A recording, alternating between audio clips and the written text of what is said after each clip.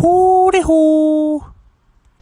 Hey guys, we are back with episode 13. And I'm really happy about this one. Not that I'm playing favoritism when it comes to this one, but it's who I got to do it. And I'll go into that in a second, but I just wanted to give a quick rundown of how I'm feeling,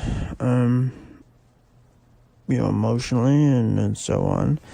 I've been doing all right. I got this little minor surgery done on my eyes, which I'm going to go into in a couple episodes, just to tell you what a daily, no, I shouldn't say daily, because I don't have doctor's appointments on a daily, but I do have doctor's appointments a couple times a month. So I'm going to tell you what one of those is like for me, or a few of them. So other than that, I've been pretty, upbeat. Bowling's back. We're 7-2. We're doing pretty good. I'm getting better as we go along. Had a couple bad eye days, but kind of pushing through it. And Friday was kind of a rocky one. It was kind of up and down, but I made it happen. And I just tell the team that, hey, I'm bowling hurt. It's like Jordan in the flu game. This is even though he technically didn't have the flu, he had food poisoning, but that's what they call it.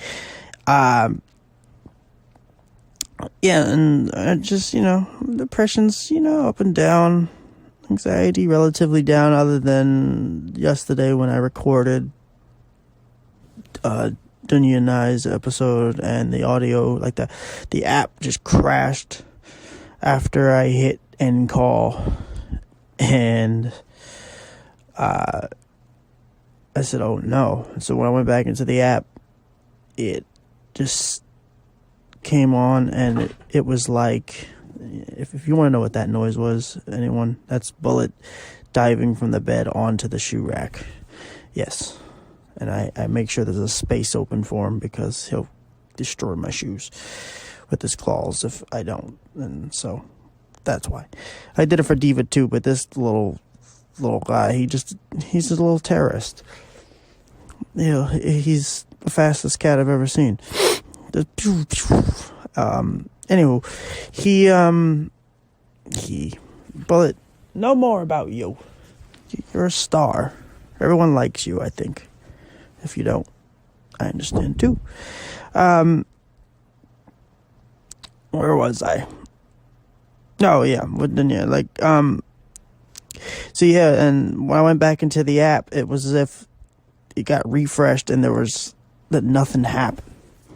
And I was trying to find the audio, and it wasn't where it would be normally. And then eventually, I don't know, I had a weird thought, like, I wonder if it was under a different name. So instead of, hey, this was recorded on, because the last audio it showed at the top, it said, last June something or whatever. So then I scrolled down, and I was under, recording with Dunias, and I was like, oh, thank God. Oh, thank God. So my anxiety was a little chaotic, but we found it. We're good. And, now we could piece this all together. So, yeah. But anyway, guys, just a little, quick little, infomercial, I suppose, on what you guys should do. Please, subscribe. It's important. Not only for me, but it's important for you guys, because when you subscribe, it gives you a notification on when a new episode is out. And I sent everybody an Apple link, but they're not all on Apple. It's on Spotify, it's on Google Podcasts, it's on iHeartRadio, TuneIn, Amazon Music, and was there any other ones? There's other ones that I can't even think of. Well, Stitcher. So, don't be deterred by that. You can, or Podbean, which I'm on. You can go to any of them. So don't worry about that. And please share it with people. The more you do, the better. And I do really appreciate it. I think I focus too much on the dumb shit, like the numbers. But, whatever. It's just me. I'm a little cuckoo. And, yeah. As far as Dunya, she's a person who has meant a lot to me over the years. I mean that. And, I love her to death. She's a great mom.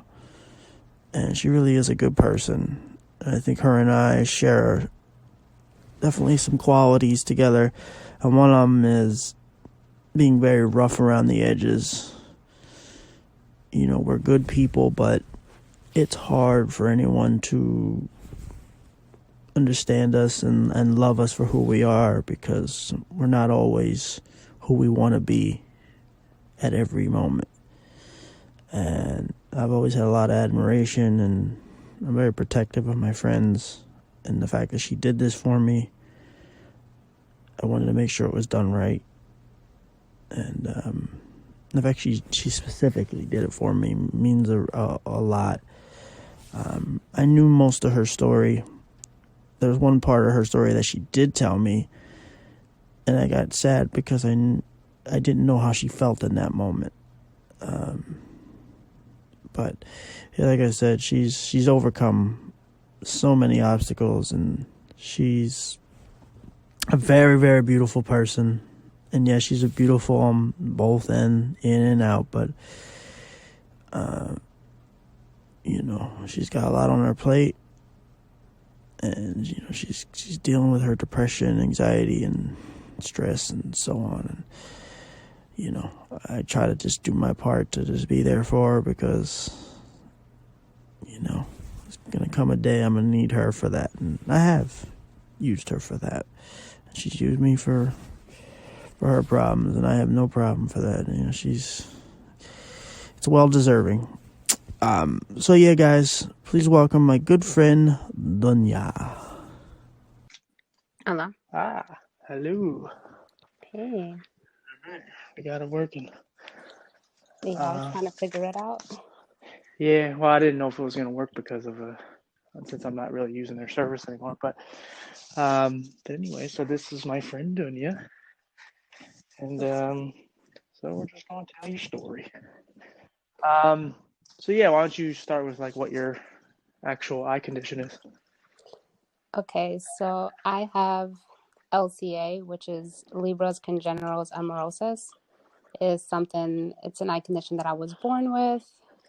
We had different diagnoses our whole life. I think they didn't finally pinpoint what I had until probably the age like 13, 14. Mm-hmm. So what does it like? How does it affect as far as your sight? I remember growing up, I never really felt different. I know I went to like visually impaired schools, but I never understood why. I felt like my vision was pretty good. I didn't really understand it. But now, as I got older, I realized how it affects me, where I can't read fine print, and like I can look at a picture, but it's kind of hard to see what is in it. So like now as an adult, like it does affect me a lot more, like reading signs or things like that. Like my vision drastically got worse like in my 20s. Uh, well, I mean, we actually talked about it earlier, but I guess we can talk about it now. As far as at one point, you get your doctor told you there might be a cure? Yeah, probably 3 years ago, the doctor got me all excited because as a kid they tell you, oh yeah, and if in the future we'll have something, and you never like, yeah, whatever, you never take them seriously and you never get your hopes up. But Mm, this one time I went to go see my doctor, which I absolutely love him. He's so great.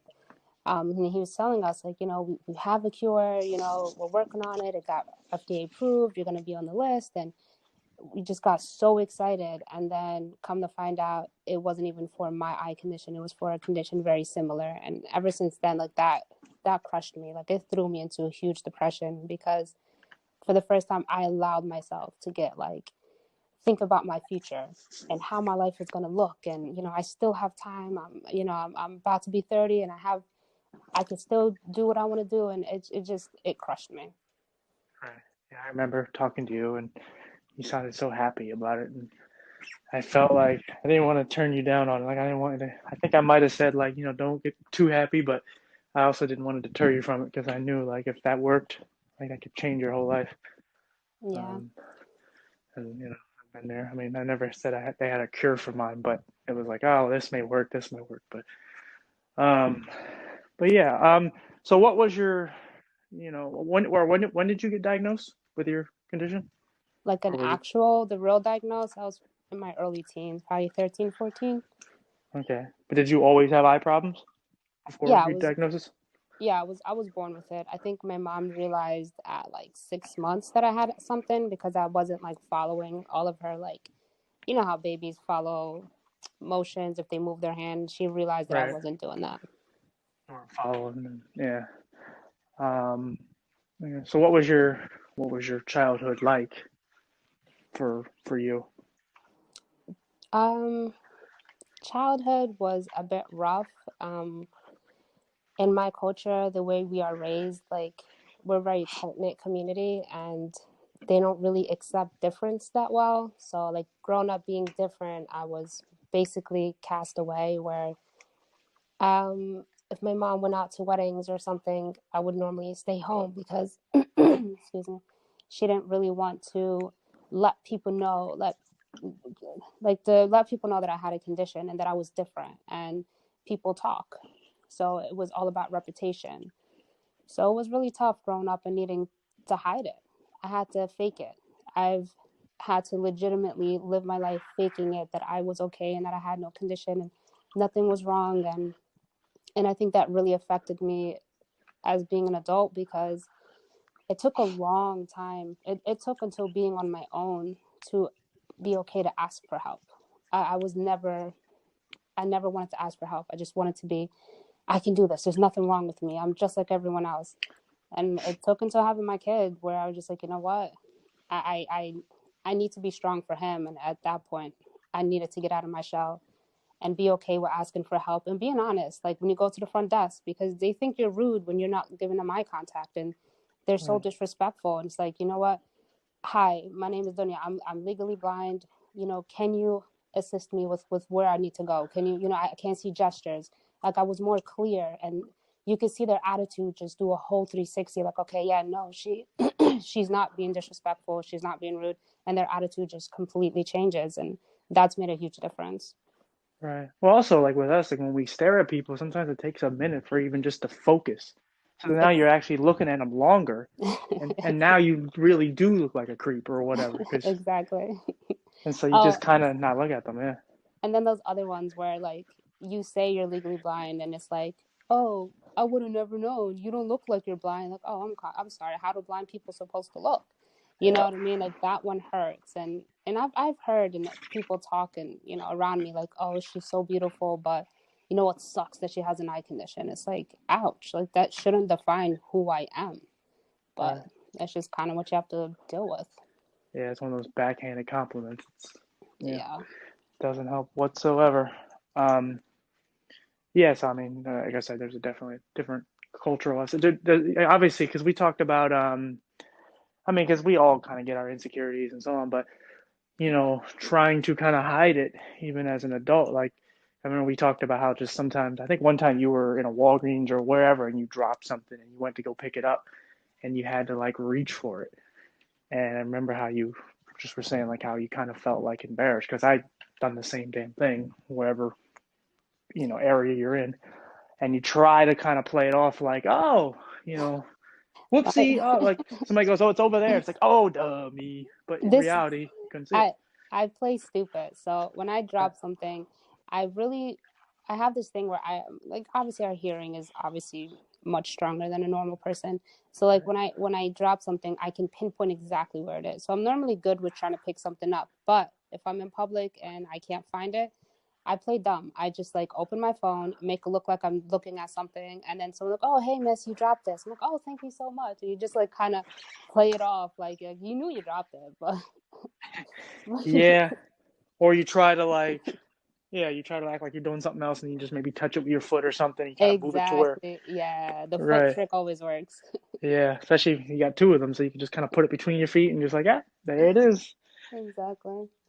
Um, so, I mean, obviously, cultural differences and so on. Like, how did that affect as far as your schooling goes?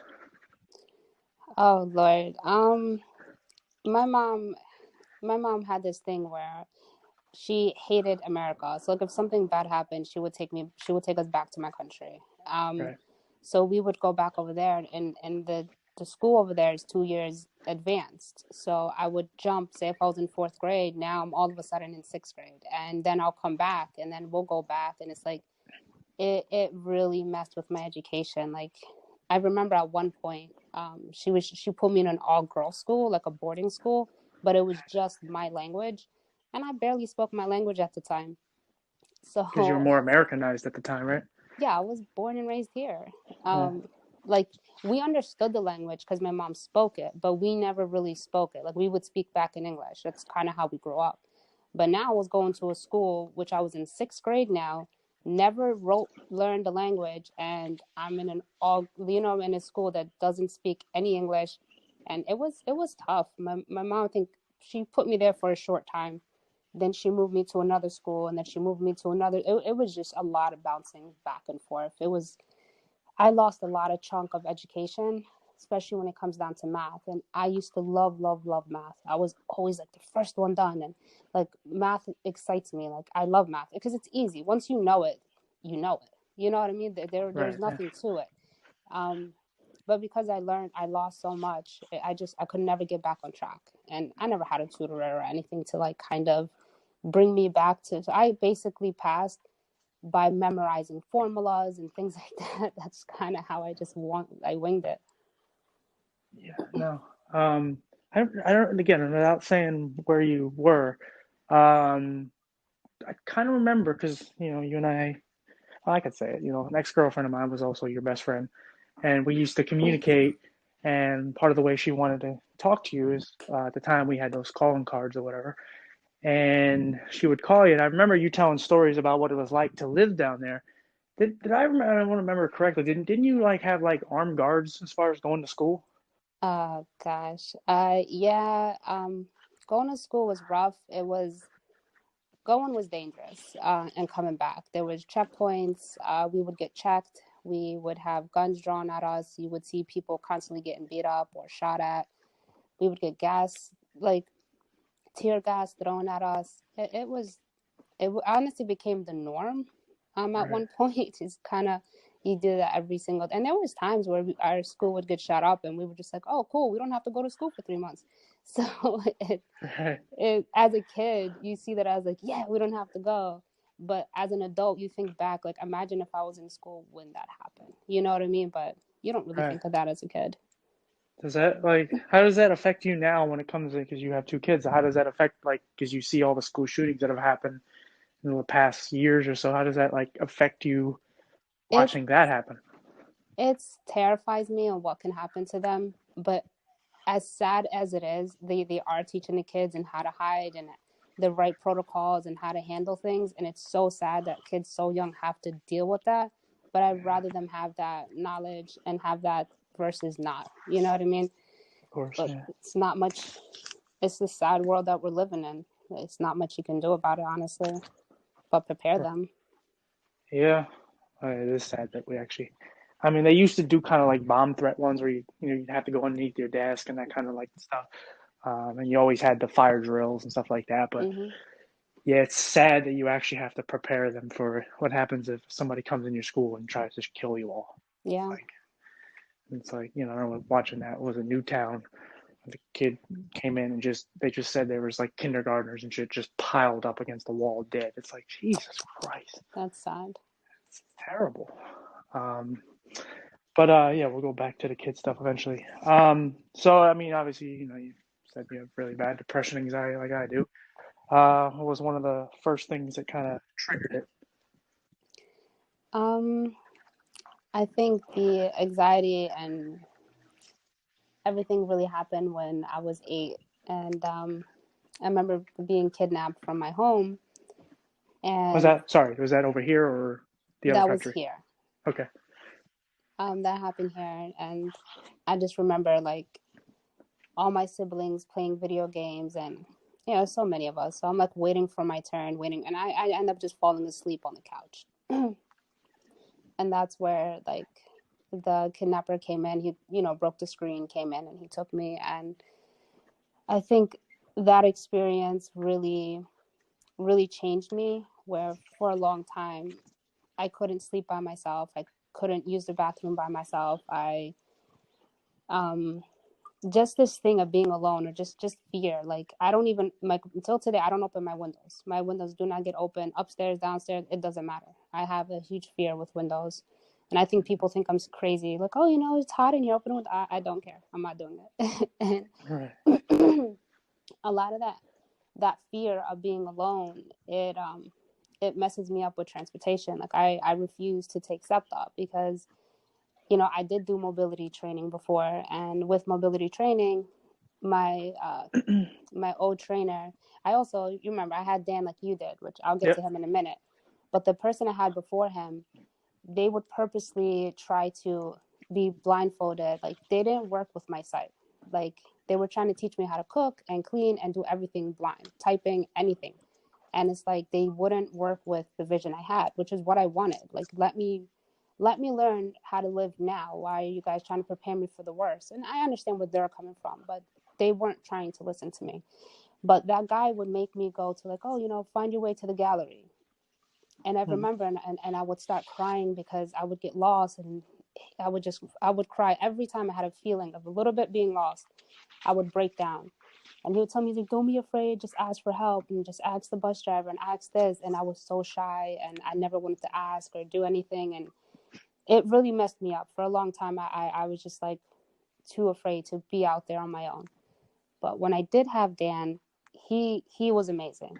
Like he sat down with me, and we do some sessions blindfolded, but he actually had me work with my condition. He had me go out and use my ears and use what I had, and how to cross streets and how to take buses. And he was just amazing about it. Now, I learned a lot from him with like going to places in my neighborhood, and I learned a lot about the safe way of crossing streets. But the SEPTA thing, that's just something I couldn't get over. Right. That's just something I just cannot do. Yeah. What kind of transportation do you take now usually? I take Uber, which is really, really expensive. You know what I mean? Like I do have 2 kids, so I'm appointments or, you know, after school activities or whatever the case may be. You're paying going and coming 3, 4 times a week, and yeah, that really drains your bank account. hmm Um, yeah, and for a while you weren't working, so when I knew how much that was really killing you. And then you also live in Philadelphia, a major city, where it's like, um, like it's there's places like where I live, there's a couple that might be 5 minutes away, even though it might still be a 10-minute, $12, ride or whatever. But for you, like you might have to go all the way downtown, Oh yeah, which I'm usually paying between like 30 plus one way, no matter where I'm going. Like, yeah, I luck out and it might be $10. And when I see that, it's like a good day. Like, yeah, I only spent $20 today. But normally I come out spending 80 plus. right. Um, so as far as the just a little bit more about like when you got kidnapped, like how many people were in the house when that happened? There was my whole family was in the house, but what happened was everyone was in the basement playing. I fell asleep in the living room, and my mom and dad were upstairs in their bedroom asleep. So, um, You basically were sandwiched between everyone. basically, I know my sister does say that when she was coming upstairs, she saw the door close. She heard the door close, but she didn't really think anything of it. And hmm no one really noticed that I was missing at the time, I guess. You know what I mean? My parents are sleeping, which they're the ones that check up on us, really. My siblings Yeah. never really paid too much attention. They're kids. Um, I just remember the whole experience was traumatizing, and I remember after everything was done, he just let me go. And I remember just clinging on, like, no, no, I can't see, I don't know where to go. And I think he didn't believe me that I wanted to stay with him. And as fucked up as that sounds, I was Yeah. just terrified. I didn't know where I was. I didn't know anything. And I just remember knocking on doors and like, help, help. Like, I need help. Can you call the cops? And like, people were like, no, get away from my door. And some people were just really mean. And it's Mm. crazy because I remember this one family that, as crazy as this one family, my parents knew them. Mm. So they started speaking to me in my language, and I told them who I was, and they took me in and called the cops and everything. So But they actually helped you? yeah, they were the ones that changed my clothes, and the cops were pissed because they fucked with evidence. Oh, sorry. No, But you're good. Curse. Say your shit. they messed with the evidence, but they put it in a bag and they gave it to them. But they How were the far ones did that he helped take me. you? Um, I wasn't far. Where we went, I don't know how far we went, but I know when he did drop me off, I was about 5 minutes from my actual house. Right. Okay. But Yeah. it's Wow. late. It's dark. I don't know where I'm at. You know what I mean? Well, that and you're also 8, so Exactly.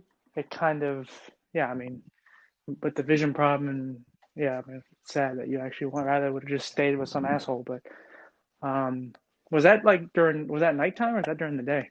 No, this was night, and I remember it was raining too, so I was soaked, and I just remember just asking anyone for help, and people were just so mean, and just the odds for them to open a window and just like for them to be right there across the street was just pure luck.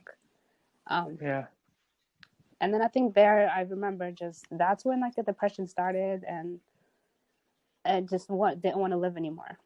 And I know the doctors would tell my mom, she's saying she wants to kill herself, and my mom's like, no, yeah, I'll help her, and she refused to get help for me.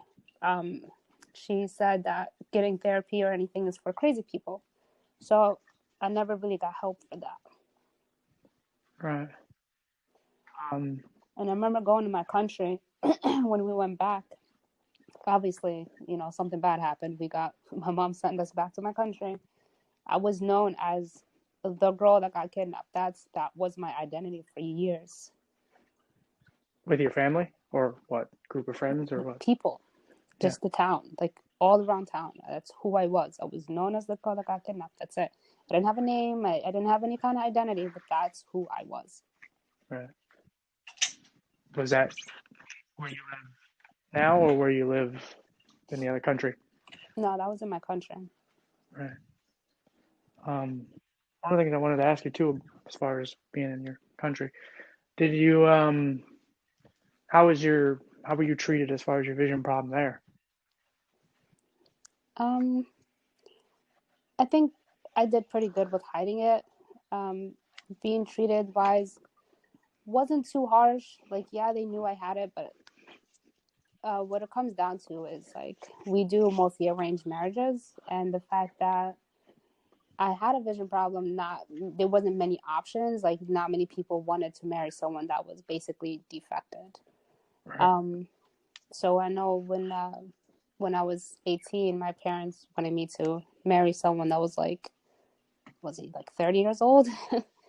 Hmm. um, and I did not like him in any way, shape, or form. And they wanted to have an arranged marriage, and I just wasn't having it. That's when I ended up just leaving home, just ended up running away. You said you were 18. Yeah, Um, so you and obviously that probably affected your family as far as not in the way you would think, like oh my daughter's gone, but as image far as wise, like, oh my yeah, god, their daughter ran away, and that's like the worst. Like that would destroy your whole image at that point. The fact that you had a kid that ran away. yeah, maybe almost like you're a traitor to the family.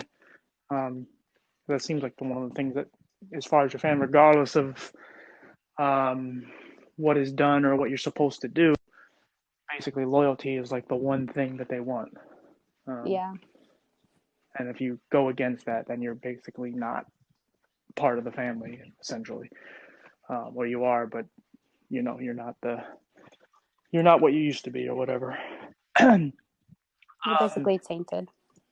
right. There you go. Exactly. Um, so when you ran away, where did you go? Well, being young and dumb, I ended up was talking to my kid's father at the time, and I ended up staying with him and his family. And he wasn't good for me at all. But when you're Did in you a have? I'm sorry. situation, Did you have a kid at the time? no, Okay. not yet. But being with his family, like I wasn't happy with him. I wasn't getting treated well, but I didn't have a choice. It was either stay with him and his family or go back to my family, which I was terrified to go back to. So I ended up having two kids with him, and I was just miserable. So I ended up just saying, you know what, my options is going back to my parents, and they were going to take me in, but I had to give up my kids, and that just wasn't an option. It was either stay with my baby dad and stay miserable, or go to a shelter. And that's kind of where I started finally getting my life together. I started finally being independent. Yeah, it sucked being there with two kids, but that was the best thing. Like, that's what got me to have my own house. And you know what I mean? Like, yeah, I'm a single mom with two kids, but I do my best for them. Like, you do have some struggles, but Mm. I do everything I can for my kids, and I just feel good being independent. I don't have to live in someone else's house and deal with all of that. Yep, so you kind of skipped over a little bit. Like, how long were you with that guy as far as before you decided to go to the shelter? Because you at one point didn't have kids, and now you have two kids. I was with him for 7, 8 years. Okay, and do you think going like what was your biggest fear as far as going back to your family instead? Like, how different do you think it would have been for you as far as your life goes? Well, like I said, they wanted me to give my kids up, and that wasn't an option. I wasn't giving my kids up. Like, yeah, great, you guys would accept me to come back, but my kids are a part of me. So it's either they come back with me, or or I'm out going to the shelter, which is exactly what I did.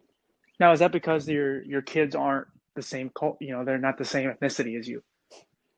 That, and it was basically out of marriage, and Right, it wasn't arranged and all that. yeah, like they were basically, I can't think of the word of it, but Um, preordained or whatever you want to call it. What a lot of people don't really have that story. What is it like living in a shelter? um, it was it was tough with the two kids, and um, my younger son. My younger son was very sick, so like we kind of got we got a little bit of like leniency with him being sick, but there were so much rules. Like, like your room had to be clean all the time, which that wasn't a problem for me. But you have to share a bathroom, you have to share showers, you had to come down at a certain time. And even though I'm not a breakfast person, I had to be down for breakfast, lunch, and dinner. And half the time I didn't like the food, I didn't want it, and I had no choice. I still had to be there. You know what I mean? And we had a curfew. I had to be back by 9 o'clock every day, and if you're on good behavior, you can stay out for the weekend, which thankfully I always was out for the weekend because, I followed all the rules. But I stayed in a shelter for about it because I was so good and I did everything I needed to do. And I think I was out within like 8 months. And even that, when they found out that I was leaving, girls were really mean towards me, and they said really mean things like, "Oh, how did this bitch come? How is she leaving when I've been here for a year and a half, and I've been here for two, and people been there for so much longer, and how was it that I'm leaving so soon?" And they would tell them, like, she did everything she needed to do, she did her time, and she left when you guys are not. You know what I mean? So it was Right. really awkward that last month when I knew I was leaving, and they announced it, which I wasn't going to tell anyone. That's when I think that last month was really rough. Everyone was really mean. How long were you there? The shelter? 8 months. Do they have like a planned like time like when you're gonna leave, or is it what any openings available? Like, how do they pick you? You on a list? For leaving, they have a bunch of programs, and they kind of put you on to as many programs as they can, and hopefully one of them waiting lists open up. And Right. whichever one opens up, you know what I mean. If you meet their criteria, you can go. They have to like interview you and all this stuff, which is, they put all your personal life on the line. You have to say Right. everything about your life, which is really awkward to be in a room of like 4 or 5 people that you have no idea, have never met them, and you got to just air all your dirty laundry. Right. Did you kind of go like with your depression and all? Did you kind of go numb through that whole thing? Oh yeah. I was numb for my whole life, honestly. I think I didn't start softening up until I had my first son. That was the first time where I started feeling what love felt like, and how to treat another person and things like that. Like, honestly, if it wasn't for him, I still feel like I would be that numb zombie that I literally was. Yeah, I remember you and I had a conversation once where you were trying to like figure out if you were a good parent, and I was telling you obviously you are, and because you said you have these issues of just loving them and loving just yourself, and they're just like, yeah, but like you're there for them, like you put them in school, like you buy them anything they want, even if you can't afford it, like you constantly feed them, even when they've already had lunch, breakfast, and dinner. So yeah, like I've always, like I said, you and I have a lot of similarities, but this is one of the areas in my life that I don't have any kids, and there's been many times we've been on the phone and they're in the background yelling and playing and so on, and yeah, you do your yelling or whatever, but like I said, for as damage and of all the things you've gone through, like you could tell, like actually, like if there's one thing in this world you give a shit about, it's them. Yeah, I do. Like everything I literally do, everything I do, always I put them first. It doesn't matter what it is. If I'm on a budget and they need clothes, and I like they need clothes, and I need toilet paper, like I'm going for the house, I'm always going to put them first, and then figure out the rest later. I always put them first, make sure their needs are met. Education for me is so huge. Education, I'm on top of them. When it comes down, I sit down with them, I make sure that they learn and they understand what they're doing, because I don't want them to be like me. I don't want them to miss a little bit of education, and if you don't understand one thing, you're not going to understand the next. So I make sure that they understand, so they stay on track. And You're always putting them in like soccer programs or whatever. yeah, Like I've, you're always, I've done baseball, soccer, basketball, like anything you can think of, swimming, hockey. I put uh, them as much, I want them to do everything. So eventually when they get older, they can pick what they enjoy the most. I want to give them as much experience as I can. uh, this is going to be kind of like a two-part because I know you definitely have a kid who has a lot of sick issues, and you can explain her if you want. But also, like, how is it different as far as now you're not dealing with your sickness? I mean, you are, but what is it like to actually watch something that you cherish and love go through, some other type of illness, and you watch them go through pain? It's heartbreaking. I remember I would just be carrying him in the hospital and just crying, and it's hard. You can do is try your best and be there for them, and you really have to put your kid's life in those doctors' hands. Like, I remember once, like the nurses came in crying, like they were crying, and I was sleeping, so I had no idea what was going. I just wake up with everyone crying, and they just took my son and just straight to the ICU, and I just sat there like, what is going on? Where's my kid? Like, it took a while to realize his breathing was dipping too low. They had to throw him into ICU and put him in a ventilator and stuff. And at that point, like, that was the first time like it hit me like, yo, like, he's not just sick, he's like on his, like, there's a huge possibility he's not going to wake up tomorrow. But Right. it's tough. Thankfully he's grown out of a lot of the issues he had. He probably still has another surgery to do when he gets older, but for the meantime, he's been doing a lot better, and that's why this whole corona thing terrifies me, is because he does have an extremely weak immune system, and if there's a high chance, God forbid, if he does catch it, it's I'm not sure how he'll handle it. I mean, how often? I think you told me what is like 2 times a week they're going to school, and Oh no, then we don't three at even do home. that. No, some places are doing that right now. We're fully online. Oh, okay. Weren't they going to school though 2 times a week, or they just never went? They just canceled it.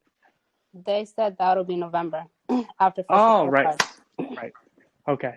That's how's that like for you at home? Like Oh, I'm doing losing my homework with them. mind. I'm losing my mind because you can tell that, especially my younger son, he's bored. He's not paying attention, and the teacher's very monotone. Like, he's an amazing teacher, but he's just not really getting the kids excited. So I have to sit there and like really sit with him and work with him and make sure he's paying attention. And then my older son, got to make sure he's paying attention. So I'm running back and forth. Then I have my own work that I need to do, and then they have different lunches, and there's so much. There's just not enough time in a day to like get everything done, and like it's to the point where I'm just too overwhelmed. Right. Didn't you say you have them like one's upstairs and one's downstairs? Yeah, I have to separate them. um it just makes things easier. Right. So I mean that's a lot of exercise and uh, It really is. are they what are they a grade apart? Third and sixth. Oh, okay, 3 years apart. Okay. Um, yeah. So how are they with you as far as with your eye problem? They're amazing. They're the ones that, like, if we're out and they see me, if I'm getting too close to something, my son would like grab my arm really softly. I'm like, Mom, move over a little bit. And That's awesome. you're like, Mom, look, okay, it's green, we can go. Or it's I've always taught them that if you walk up to a light and it's already green, don't pass. And that's something that Dan taught me. Don't be so quick to kill yourself. Always make sure it's a red light. Wait for it to be green. Go on the fresh green light. So I've kind of taught them to them. So they're like, Mom, it's green. I don't know how long it's been green. Let's just wait. So they're really good with that. And they'll pay in the stores. Like, they'll use my card. My son knows how to put the pin in and everything. So they help out so much. They're like, hey, Mom, okay, Uber's here. You know what I mean? Like, okay, Mom, the Uber's around the corner. It's almost here. Like, they've been really helpful. Yeah, I've always liked that about you because you've gotten like you get a surgery or get something done and your eyes are bothering you. Just they'll just be around. Actually, the older one will kind of just do stuff for you, and it's like yeah, it's just for as pain in the ass as they can be or whatever. Like you have that, it's like all right, like, this is kind of why I do this.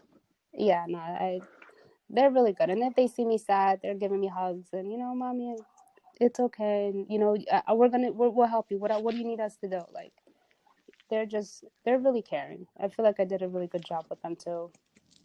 You did. How are you with your depression around them? Like, do you show it? I rarely show it. I usually act like everything's okay, but I'm also honest with them. They know what's going on, and I'm not saying I give them too much details, but Right.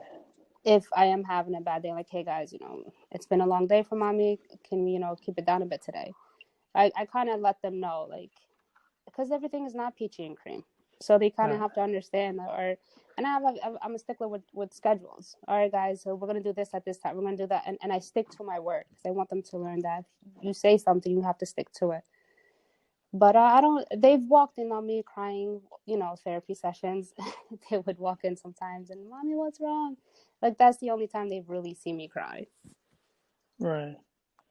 Um, so I mean, we've talked about it because we talked about doing a whole episode on, but I mean, I think it's warranted just with this episode because it's you and what is it like being visually impaired and being a single mom? Um, it's tough because you feel like you're mom and dad. So you have to teach the boys how to be a man, but also teach them, like, I try to be their friend, but also I'm very stern with them. So I have to be a little bit of both. It's tough. Like, they do go to their dads every other weekend, but he kind of undoes a lot of stuff that I do, which is stressful and it's a headache. Mm. Um, but like I said, they do help, and it's it's normal to me now. Like, this is my life. I've been a single mom for what, 8 years now. Right. So But I mean, of the sense of being visually impaired, like not necessarily with the father or in house, but I um, mean, as far as you know what I mean. school wise, that's, I think, my biggest thing is my older son got accepted in a magnet school, and he has to start taking SEPTA. it terrifies me for him to take SEPTA and that I can't be there and I can't be one of those moms that drops their kids off at school and picks them up. And I'm always there for their schools. I'm in home in school. I sign up for any volunteering, and then I can't do that no more because he's not near my house. So it really bugs me that they have, the buses for kids that have disabilities, and that's great, like good, they need it, but it's not fair that they don't won't allow my kid on it because he's not the one with the disability. But do they understand that, okay, it's me, I can't drive him to school? So I think that that part is very frustrating. So what's it like? I mean, because it's already limited enough to as far as finding work, and what is it like as far as when you? I mean, you definitely at a point didn't have a kid in school, or one of them wasn't in school. What did you do about? What am I thinking about? Like daycare or any of that kind of stuff. I never took my kids to daycare. I for years and years, my income was basically I was babysitting and I was taking care of kids. So it was tough because if you worked at a daycare, you can take a day off, but there was no taking a day off. So I was watching other people's kids just to make a living, and from there it was overwhelming because I had my kids and I'm responsible for someone else's kids. And like, I like the job I have now because I do everything over the phone, but with the online school, I don't feel like there's enough time in a day to really get anything done. Right.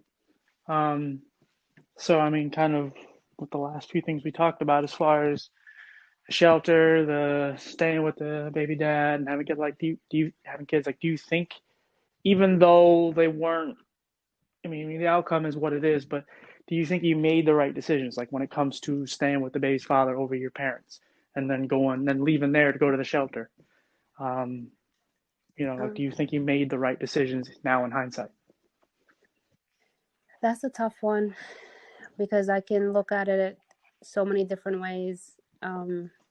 Like, I love my kids to death. Do I wish I had them with someone else? Yeah, I do, but that's obviously not an option.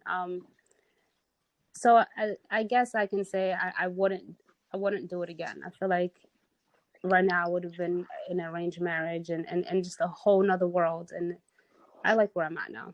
So Right. I'm okay with my decisions. Do you appreciate your journey, even though it's still messed up? And do you appreciate, like, the 8 months in the shelter? Like, of course, no one wants to do that, but do you appreciate, like, where you are now from where you were when you were 18 and so on? 100%. I feel like I am who I am because of everything I went through. If it wasn't for that, like, it's made me who I am. I feel like I'm very caring and compassionate to other people, and I would have never been like that if I didn't go through half the stuff I went through. Right. Yeah. I mean, it's yeah, I mean, because we went to school together for a little while, and then you went away, and then, like I said, there was the girl, and there was communication between you two, and I was in the background, kind of talking here and there, and then we kind of got back in touch. But and then you disappeared for a while, and, like, there was a good period of time, like, we've talking for years now, but even if we would talk every couple times a week, you still wouldn't open up a lot. Like, you would say certain things, and you would kind of insinuate certain things or allude to certain things that would happen, and I would kind of go, oh, maybe she was kidnapped, or maybe this happened. Kind of sounds like it, but I don't want to be a dick and just say it, and then she gets emotional. But it's like, from where you are now, like, I know your life isn't like hunky dory, and you really want it. You feel where it's at is, I've made it. But honestly, if you think of all the things even we just talked about and things that you haven't, like, you're in a much better place, even though you're still fighting for everything you have. Yeah, I've learned to open up. Like I said, everything we had this discussion. Like, for a long time, I didn't trust anyone. I didn't open up. I never I never was able to just, and I never lied. I just was never able to be truly honest. Like, if it was gonna hurt someone's feelings, I couldn't. Me and confrontation didn't work well. So I was very just a loner, I think, and I've learned to just be okay with just, just being honest and opening up is so much better for you, and you just gotta let things go. It's Your friends either understand or they don't. You know what I mean? And that's kind of where I'm at now. I have a very Right. small circle of friends, but I trust every one of them. Right.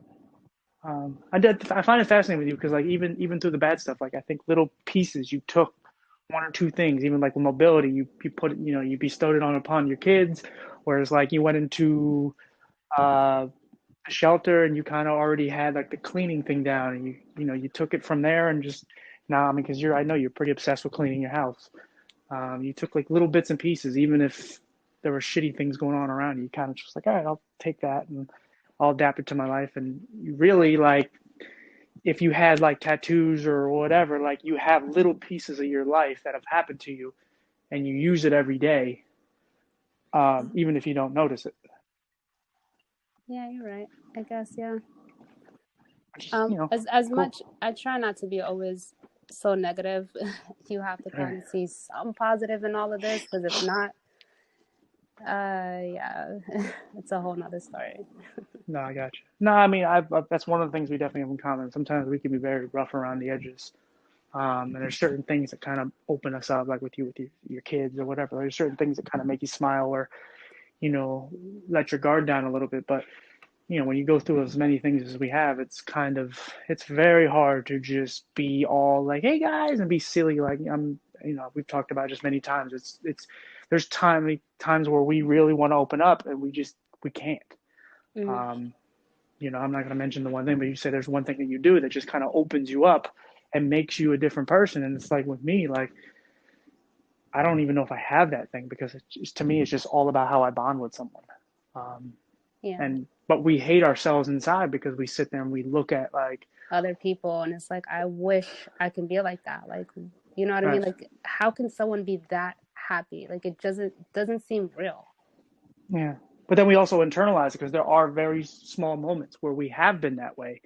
Maybe not completely happy, but at least having fun and people are actually liking you for the person you want to be. And Mm, then you're like you go into a party, you go into wherever, and you're like, well, I could do that again. And then you go and you're just like a recluse. You're just there and you're barely talking, or you're talking a little bit, and you're just the awkward person that you yeah. probably would hate if you were one of those other people. You know, it's crazy because I've always been like that, but I never knew what it was. And it wasn't until recently I realized that's social anxiety. You Right. overthink everything you say, and you're like, damn, I should have never said that. Or it's just, you can't enjoy yourself when you're overthinking yourself. And that's kind of where that happens. Right. Um, so there was something you wanted me to bring up, the Target incident. Oh, yeah. Oh, yeah. That Target. Okay. So for a long time, I always would take an Uber, go to Target, and Dan always taught me, go to customer service and ask for assistance. It's their job to help you. You know what I mean? And they're not going to Right. mind it. So I would go and I would ask, and my kids would be in school, and I would get my whole list done. And I always came prepared. I had a list, and I knew where all the aisles were, so it was always in order. So it was quick in and out. This one day I went, and it was a new girl that was helping me, and she was literally like only been there for 2 3 weeks, so she didn't know what half the stuff was, so she was asking this person and asking that person, so it took much longer than normal. And I remember as I was leaving, I guess the manager or whoever she was, she like, next time when you come in here, bring an aide with you. And I think, I don't know what, it triggered me. Like I said, I don't like confrontation. Like I just broke down and started crying, and it just, ever since that one incident, I have not gone shopping on my own. It's been probably a year. I'm too scared to go back. Even going to Target now with someone, I'm always terrified of bumping into her. Like, she took away that little bit of independency that I did have. Yeah. And it's not even a Target thing like that. I've had those people. Like there's too many of those people out there. Like I said, a lot of times it's okay to hire somebody. Everybody wants a job, but they always hire people in certain positions. Like you'll go to Walmart or Target or wherever, and you'll go to the tech aisle and you'll ask them about something very obvious, and they won't know it. And it's like, well, I don't care that you work here, just don't work in this department. Yeah. And if you're a person that's supposed to take care of people, and your whole job is to just get people around or help people with certain conditions or just whatever, give them the layout of a store, and you're just a shitty customer service person, then you know what? Then you shouldn't be there. No, exactly. And it bugs me. Is like I wish I can have an aid. And she had the nerve to compare me to her sisters. Well, my sisters have AIDS. Well, good for them. Like you have to have like really you have to have more than one condition in order to get an aid. I can't just say, "Hey, I'm legally blind. Can I have an aid?" I Right, wish I can have someone help me with a bunch of things that I need help with, but it just we don't even qualify. right. And it makes you feel defeated because you're a person who's, going through what you're going through, and you're legally blind or visually impaired. I don't know what your actual thing, but you're visually impaired, and you are actually being independent, and then she's almost stripping you from wanting to be independent. That's exactly what it is. Yeah. Because you're supposed to be feeling good. Like, I took an Uber here, I spent my money, I'm here, I'm doing the adult thing to buy stuff for me and my kids, and I'm doing this without anyone's help. And then all you're just going to ask is for a little assistance, just to say, where's this, where's that, help me with it. And then there's just like, well, no, maybe you need this. And it's just like you just then you completely forget what your mission was. And you forget all about just giving yourself like pleasantries and just going like, hey, I did well today. No, because you're just stuck in your head. Like, see, this is why I can't ever be independent, because People someone like just, that. Yeah. yeah, someone just leg sweeped me from under me, and now I'm just laying here, just wanting to cry my eyes out. And I'm, an hour away from home. Um, but yeah, no, yeah, that kind of stuff. I mean, like I said, I don't even, I'm sure that woman has had many altercations with people like that. Even with like, even little ones where I had a college professor, and he just tried to talk to me like we were on the same level because he wears glasses, but he was older. And it's Yeah. like, no, sir, like, you don't know my pain. Trust me. I mean, it Yeah. sucks that your eyes are going, but you got to make it 60 some years with your eyes. I didn't even get to make it 4. So, um, but yeah, it's hard again, because I don't know how you educate people on how to deal with people with different conditions, because it's not just us. There's many other different types of conditions and disabilities out there, and how there's people out there who legitimately can't wear masks in this weird time. And people aren't going to understand that. They're just going to go, oh, they're one of those people that just don't give a shit about getting people sick. And it's like, I don't know how you educate people enough to, unless you wear a fucking shirt that says exactly what you're going through and what could happen if you, don't do this or whatever. Um, I think that has a lot to do with people are stuck in their own ways. They're raised a certain way, and there is no change in them. You know what I mean? Like it's right. sad, but especially in the older folks, you kind of see how their train of thought is, and there's no change in that. Yeah. And the only time people ever understand is if they're going through it themselves, or someone they love is going through it. That's the only way their eyes will be opened. Yeah. And yeah, and I always say, like, and it's kind of shitty to say, but to me, the only way you get people to understand or be empathetic to what anyone's going through is they have to go through a horrible tragedy, Yeah. whether it's them physically or their kid or whatever. And it sucks, because I could ask you the same thing, like, where do you think you would be if you didn't have an eye condition? Yeah. Not here. I feel like I would Right. have a whole entirely different life. I've always wanted to work with babies. Like I really feel like I would have went into some kind of doctor field. Yeah. And I mean, if you think about it, I mean, you might have not really cared about some of the things your family was doing to you as far as with the eye stuff. You might have just went along with, the arranged marriage and all that at some point, because you weren't different then. Because Yeah. there's so many. If you The further you go back, you just never know. Um, but like I said, it also makes you, I don't want to say a better person, but it definitely makes you more understanding. Um, like, I joke and I make, whatever, but I really try to understand anything anyone's going through. Um, Even if I don't completely understand it, I still try. Yeah, no, Um, I know. You're always a good listener. I know you don't understand half the stuff I go through, but you definitely don't make me feel bad about it, and you're there. You always listen. I try. Well, I've always, obviously, I've always cared about you. And when we first started talking, I kind of was like, oh, she's pretty. Let me try to go out with her. We went on this weird date and whatever. But it was like, I realized once we got back in touch again, like, I always had a lot of respect and love for you, because you're a person who's going through a lot of shit, and you keep going, regardless if you feel it every day that you want to be around, you still keep going, and you do it in the circumstances when you throw the kids on top, and there's so many other incidences where you just call me and you're emotional or you're just angry or whatever, and I just let you do your thing because I understand what it's like to just have anybody who gives a shit to listen. Because you, like I said, you've been through too much. And I know you and I, we both talk about how we just sometimes we just don't want to fight. We just want to get up and something actually goes the way we intended it. And that's it's not our reality. And so it's like, like I said, we have a lot of similarities in that way where it's just like, when I talk to you, like I get it. Like I wouldn't judge you anyway, but I would still just like, even if I don't really understand, I'm just like, you could say it's my character or whatever, but it's not even that. To me, it's just like, okay, my friend needs me and she's going through shitty things, and it's like I know if I need someone to talk to, you're there. So it's like, you got to stick together because the reality is there's not people out here looking out for you and I. And I'm not even talking about family or that. I'm just talking about there's not people out there protesting or fighting for visually impaired rights or disabled rights or any of that shit. You got the few people that are out there trying and doing their best and so on. But, in general, what we go through and people like us, there's nothing out there. Not much. Like they don't really have many groups like they have groups for kids that have disabilities, but for the parents that have disabilities and kids that don't, there's not really.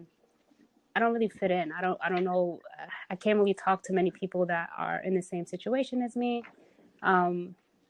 It's just, it sucks. And when there is a lot of legal, like blind and visually impaired sports, but they have nothing that has to do with like kid related where you can bring your kids, or they have some kind of childcare. Like they have like groups for people that are blind and stuff, but they don't offer any kind of childcare. And it's like, well, I have to bring them with me, right? Like, so you can't even be a part of a lot. And it would be nice to sit there and talk to people that are going through what you're going through. I remember when I played beat baseball, there was this one girl on the team. I envied the crap out of her. Can you explain what that is real quick first? Because a lot of people aren't going to know what the hell, even the visually impaired people aren't going to know what that is.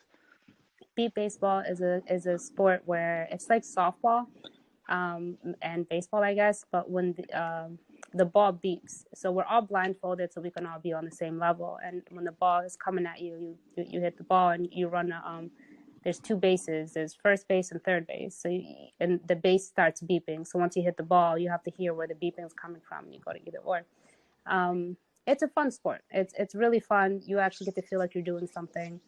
But the one girl, she was just I came from a family that were never involved with anything I've done. And she had, her dad was the coach and her brother was the pitcher and her mom would do all the decorating and parties and her other brother would do all the grilling, and they supported her 110%. And I would look at her like, I wish I had half of that support, because, the only person I have really is my brother, and I use him as a favor, like my last resort. I try my hardest not to keep bothering him because he has a life of his own. He's working 7 days a week and he has his own thing going, and and I live about an hour away from him.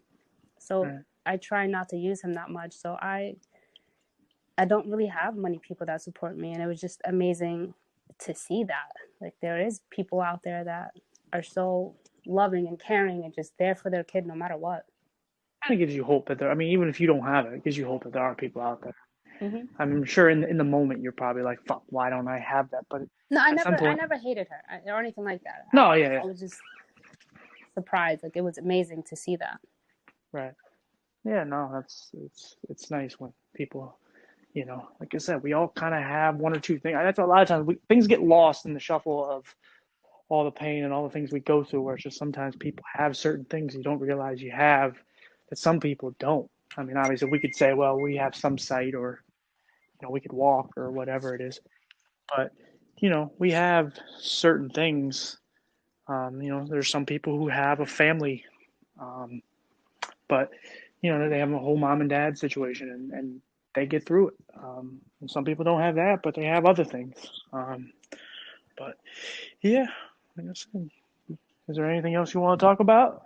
Otherwise, you did really good. Thank you. No, not really. I actually got a work text. I kind of have to jump on that real quick. Well, I just want to say, I love you, and I'm happy you did this, and very proud that you actually said some things. And, like I said, if there's anything you want me to take out, you can message me. No, I appreciate it. And I'm really happy to see what you're doing. I feel like it really helps me, and it's nice to see other people's stories. And honestly, I did this for you. Like I I was nervous. I didn't I know. really. That's why I appreciate it so much. Trust me. And sometimes we don't try to share our feelings, and but like I said, I care about you. And, sucks I can't drive either because I do whatever you want for you. But um, like I said, go do what you gotta do. And like I said, thank you for doing it. You're welcome. Bye. All right, sweetie. Bye.